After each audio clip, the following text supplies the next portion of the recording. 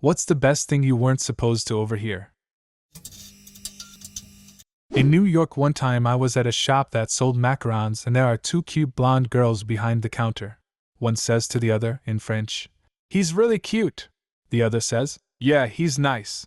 I don't say anything. She asks me what I want, in English.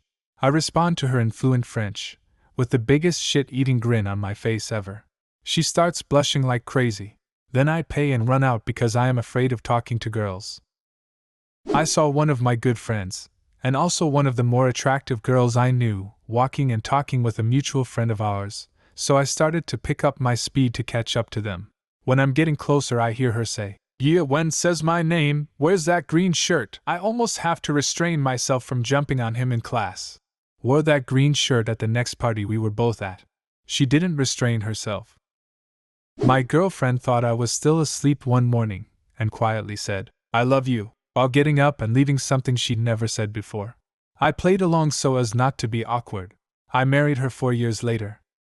In 4th grade some girls in my class were talking about boys they liked. The teacher came over and told them that I was the real catch and they should be into me. I stood up to a bully in the 8th grade. While our class was walking to the cafeteria I overheard him tell his friend that he was afraid of me. Similar note, bully surprised me after school one day at the bus stop. Everyone thought I was dead meat and the bus driver even stuck around to make sure I didn't die. Kid threw one punch, I tilted my head down, and he ended up hitting me on the crown of my forehead. Didn't hurt me, but shocked the bully. As I walked away, he told another kid, "I think he broke my hand." Never fucked with me again. "Without the help of my dog, I'd still be a virgin." Overheard this on the bus last year. Some dogs are babe magnets. Anytime I walk my sister's dog, girls just have to pet it. Easy conversation starter. This kind of isn't like hearing, but I got on my best friend's computer to look something up, and the last thing he had Googled was, "I'm in love with my best friend." And now we've been dating for 2 years. I think about it sometimes, and it still makes me smile.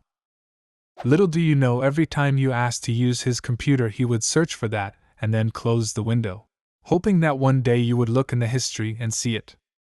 When I was 14 and wanted to take a very green horse outside for the first time on a rather secluded and unfamiliar trail, I heard another horse person ask my instructor why. He said, "It's because she's fucking fearless." That was awesome. To clarify, a green horse is one that is untrained or hasn't been working very long. At a party at a friend's house, went to use the bathroom but it's occupied so I was waiting outside the door. Inside were 2 girls talking about how they both wanted me, then joking around about having a threesome. Needless to say they were both embarrassed when they opened the door, and I was standing there with a smug-ass grin on my face. Go on. Nothing happened. I had just started dating my girlfriend at the time. That story disappointed me. I once took a class in marine biology on an island off the coast of Thailand. Part of the course involved making field observations, and my classmates started having to take turns going out to find me when it was time to start a lesson or eat or something because that observation time was probably the most interesting and exciting opportunity I've had in my life, and I never wanted to stop on time. After the course was over, my classmates and I compiled our notes, because another group was coming to the island and would pick up where we left off. But the new course director forgot to take the file we made to the island, and so I was appointed to read our most important notes over the phone to a friend who would write them down by hand.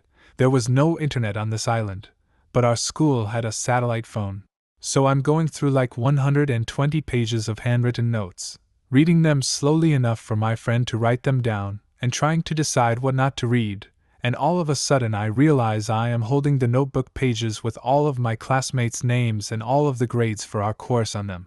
And I had gotten perfect marks in everything, and had a little asterisk next to my name with a note saying something about how the faculty might want to talk to me about staying on with them, or linking me up with another research organization. Seeing that was one of the few times in my life that I actually felt proud of myself. I sometimes wonder whether someone left those pages in there for me to see intentionally, to boost my confidence, since somehow it fell to me to read the file over the phone. But regardless, it has made a huge difference in my life. I'm about 2 months away from defending my PhD thesis in biology, and I might not have tried for it without seeing that information. I was a guide at the International Orthopedic Congress a few years ago. It's a pretty boring job consisting, that night, of standing in a mostly empty hallway to direct guests to the dining area as they stepped off the elevator. Since this was not the main way to the dining area, there were very few people passing my way. Then one time, the elevator opens, out step about half a dozen orthopedic specialists, and one man delivers the line. So I gave the man breasts. What else could I do? And everyone else laughs hysterically. Ever since then, I've been trying to figure out the setup to that joke. After carefully analyzing the punchline for 3 seconds, I've reconstructed the setup to the best of my abilities. Keep in mind that it may not be accurate. Hey, who wants to make the people on this floor confused for the rest of their lives? We should have dug that grave deeper. That doesn't even, what? Their kid's pet hamster died, and so Dad took the little bugger out in a shoebox and buried him in the back corner. Overnight, critters smelled out the body and unburied it, presumably eating it, though there were no remains found.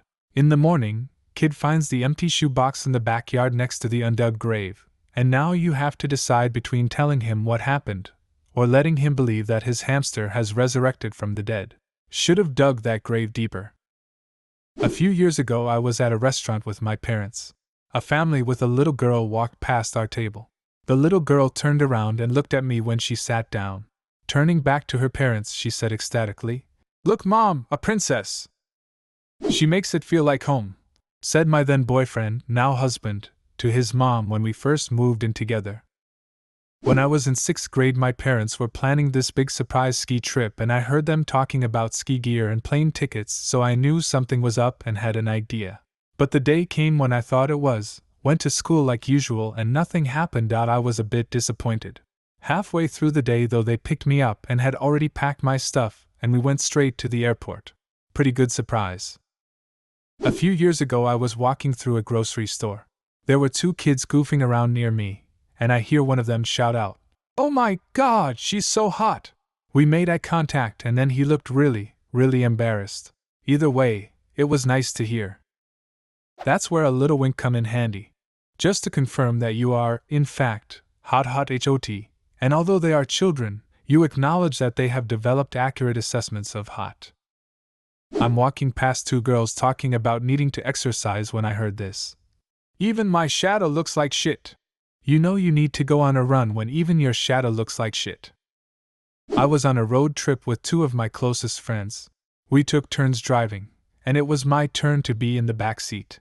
I was looking out the window at the beautiful day and singing along to the music, not really thinking about anything and just enjoying the moment.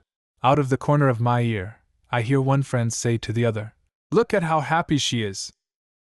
Overheard my blood-sucking girlfriend telling my friend, whom she was at the time cheating on me with, on my birthday, that she was planning on breaking up with me soon, but didn't have the heart to do so because I could have never seen it coming, and was too immature to deal with it.